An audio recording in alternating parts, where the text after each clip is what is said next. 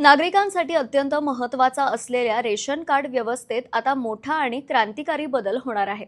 पारंपरिक कागदी शिधापत्रिकांना लवकरच निरोप देत प्रशासन स्मार्ट रेशन कार्ड योजना राबवणार आहे। बनावट नोंदी, डुप्लिकेट लाभार्थी आणि धान्याचा काळा बाजार यांसारख्या गैरप्रकारांना आळा घालण्यासाठी हा निर्णय घेण्यात आला आहे। प्रशासनाने दिलेल्या माहितीनुसार फेब्रुवारी 2026 नंतर स्मार्ट रेशन कार्डचे वाटप प्रत्यक्षात सुरू होणार आहे।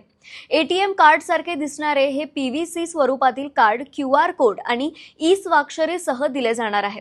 त्यामुळे कार्ड स्कॅन करताच लाभार्थ्यांची संपूर्ण माहिती तात्काळ तपासता येणार आहे। या नव्या व्यवस्थेत धान्य घेताना रेशन दुकानात बायोमेट्रिक म्हणजेच बोटांचे ठसे देणे अनिवार्य असेल। त्यामुळे एकाच व्यक्तीने दोनदा धान्य घेणे किंवा बनावट नावे वापरणे अशा प्रकारांना पूर्णविराम मिळणार आहे। सार्वजनिक वितरण व्यवस्थेला डिजिटल बळकटी देत संपूर्ण प्रक्रिया अधिक पारदर्शक करण्याचा प्रशासनाचा प्रयत्न आहे। हे स्मार्ट कार्ड मजबूत पीव्हीसीचे असल्यामुळे ते सहज फाटणार नाही किंवा खराब होणार नाही। पाऊस असो किंवा उष्णता, कोणत्याही हवामानात ते टिकाऊ राहील।